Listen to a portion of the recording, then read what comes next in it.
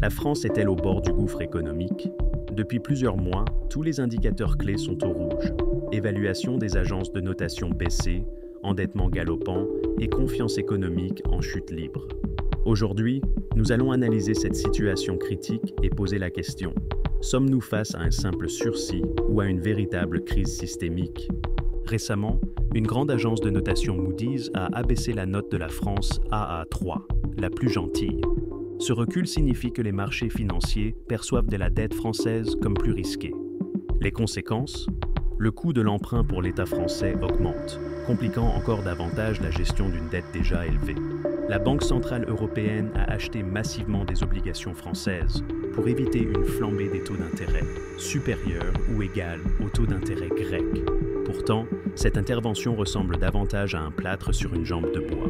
Pourquoi? L'endettement de la France dépasse les 110% du PIB. Sans réforme structurelle, ces mesures ne font que repousser l'échéance. La BCE peut-elle continuer indéfiniment à acheter la dette française, pas sans risquer de créer de l'inflation supplémentaire?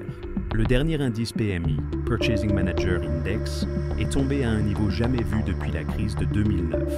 Cet indice mesure la confiance des directeurs d'achat, c'est-à-dire ceux qui décident des investissements dans les entreprises. Pourquoi est-ce grave? Une baisse de cet indice indique un ralentissement économique imminent.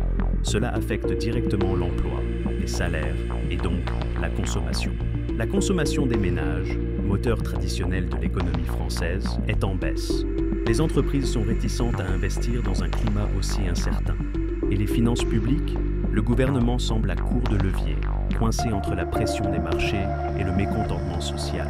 Alors, quelles sont les options pour la France? Scénario optimiste, réforme structurelle rapide et une reprise économique mondiale qui soutient la croissance. Scénario pessimiste, une crise de la dette souveraine similaire à celle de la Grèce en 2010. Mais pour l'instant, les signaux semblent indiquer que la France est dans une zone de danger. Que pensez-vous de cette situation? Est-ce que la France a encore les moyens d'éviter le pire? Partagez votre avis dans les commentaires et n'oubliez pas de vous abonner pour décrypter ensemble l'économie et la géopolitique mondiale.